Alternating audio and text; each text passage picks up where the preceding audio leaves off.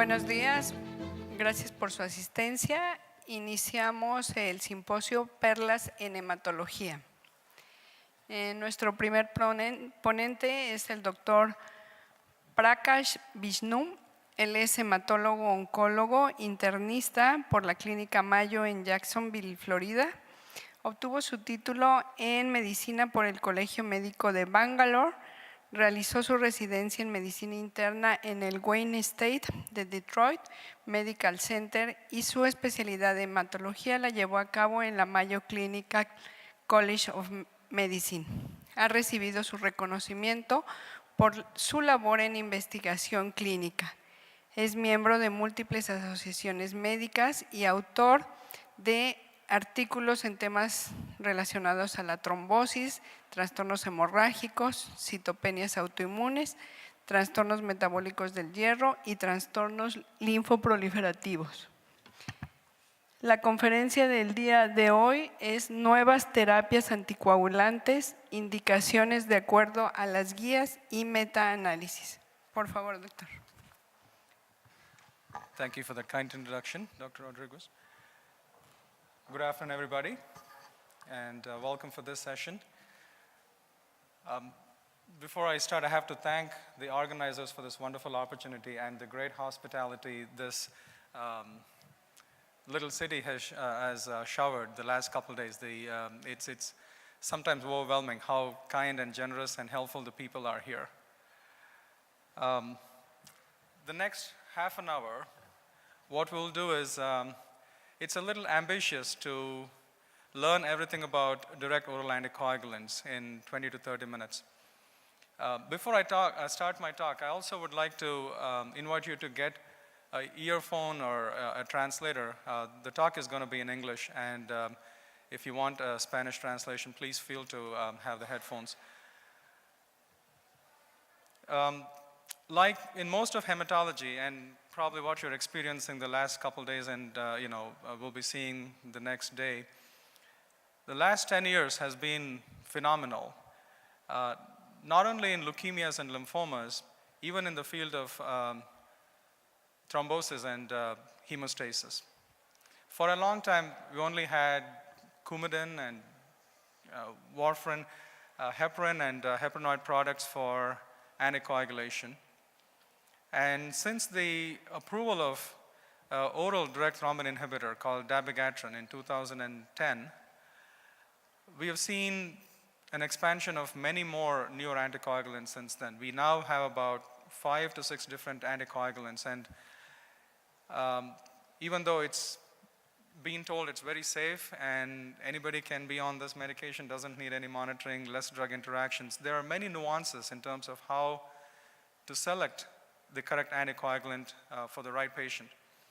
So the next 20-30 minutes, what I'll be doing is taking you through how do you make the right choice of anticoagulant to the right patient, and also what are the other important clinical aspects that you should be aware of. For example, when somebody is going through a peri-procedural transition or requirement of anticoagulation, what if they end up in coagulopathy, and those kinds of things. Disclosures, I have no disclosures. So these are the objectives of the talk. It looks a little ambitious. We'll talk about the evolution of anticoagulation therapy. We'll look at what are the differences among different direct oral anticoagulants. How do we choose the right anticoagulant? How do we switch from one oral anticoagulant to another? Bridging and peri-procedural management of DOAC, and also managing the DOAC-related coagulopathy. So the evolution of anticoagulation, it's been going on for probably several centuries. The need for anticoagulation is not new. What's interesting is this picture here, it shows that how the need for anticoagulation is increasing even at a much more rapid pace. On the left-hand side, you have the curves of the estimated prevalence of atrial fibrillation, one of the most common indications for people being on chronic anticoagulation. As you can see, back in 2000, it was probably around 5%. The top curve is the estimated increase based on the gradual increase in the number of patients with atrial fibrillation. So the estimate is probably, you can see that by 2050, it probably will be tripled as to how many number of people will need chronic anticoagulation, have the condition atrial fibrillation and need chronic anticoagulation. Similarly, on the right-hand side, you see the incidence or the prevalence of venous thromboembolism. Similar to atrial fibrillation, there is also a significant increase. There's an expected tripling of the number of patients with venous thromboembolism. So it's not a problem that's going to go away anytime, and hence the search for an ideal anticoagulation continues. It's not just in the United States. It also seems to be a significant burden globally. 1 in 4 deaths is accounted for venous thromboembolic phenomenon. So what do we expect from an ideal anticoagulant? We want the drug to have a linear pharmacokinetics. There is increased specificity and predictability of the anticoagulant, fewer side effects and interactions with other medications that these patients would be on, ability to give fixed doses and not needing too much of dose modifications, reduced routine monitoring, increased convenience and satisfaction for the patients to be on these anticoagulations. These are some things that they would be on a long course. And as you all know, compliance is one of the keys for efficacy and better outcomes people on anticoagulation. Now, last but not the least is the cost.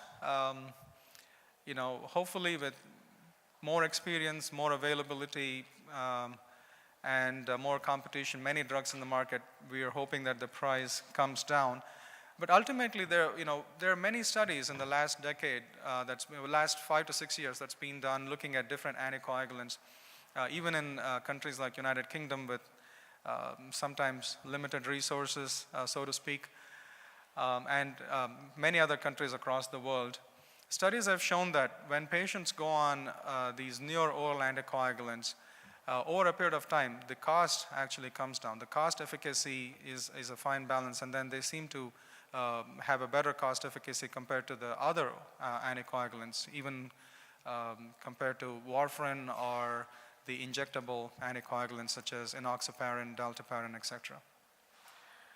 So, it's interesting. When I was preparing this talk and trying to know something about the history of anticoagulation, the first time that the anticoagulation was used was back in 180 AD. That was when, let's see if I can move this. Okay, there you go, sorry. I think it went too fast. Let's start from here. So the first time the anticoagulation, leeches were used by the Greeks for anticoagulation, Hirudan. It was, I don't think that isolated the chemical, but they still knew that the leeches have, the chemical released by the leeches have anticoagulant properties. Heparin was discovered in 1915 at Johns Hopkins. Interestingly, even 100 years ago, it used to take almost 20, 30 years for the drug to be approved for use. And around the same time, in the 1940s, was when warfarin or dicumarol was discovered at University of Wisconsin. And then another 15, 20 years, warfarin was approved for use in anticoagulation as an anticoagulant. Then the complexity of the medication, the anticoagulation services came across. And then the mechanism, how the heparin works, was described in 1968, 1970s. INR, keeping it as a standard for monitoring Coumadin or warfarin, was introduced in 1982 by the WHO.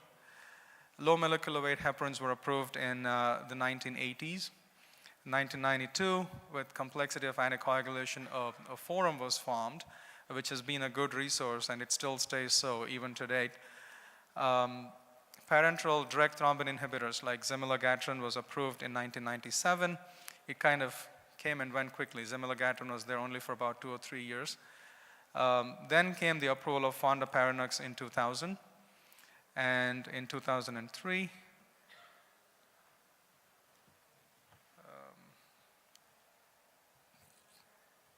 Can you move to the next one, please? Sorry, bear with me, just a few technical difficulties.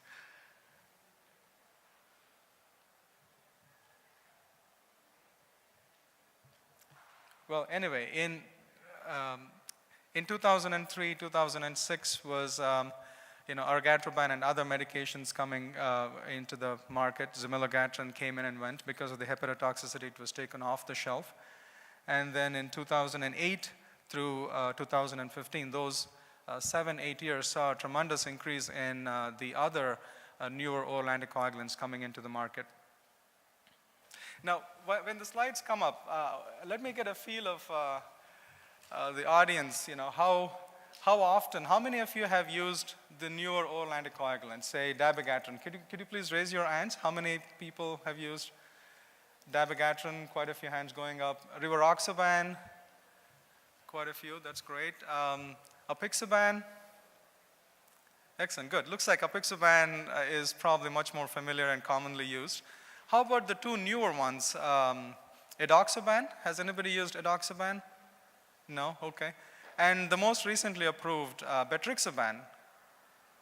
Okay, so good. So there is, well, frankly, I've not, in my practice where I see mostly outpatient coagulation and bleeding disorders, I've not yet used betrixaban. That's mostly indicated for patients who have high risk of thrombosis post-hospitalization. If somebody has had a prolonged hospitalization, prolonged illness, that's when betrixaban would be indicated. That's the only indication. Whereas the rest of them, they have plenty of